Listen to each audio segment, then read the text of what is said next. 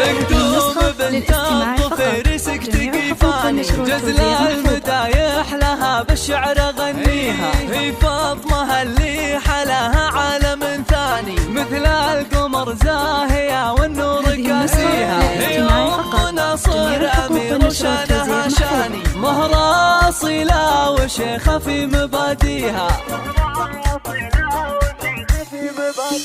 هباتها هبات فرس بوسط ميداني مثل السحاب الغزيرة طيب يديها، هي فاطمة اللي عليها الزين رباني مثل النجوم البهية في تجليها، أم ناصر بمدحها تعجز الحاني فخامة الاسم عن الوصف يغنيها،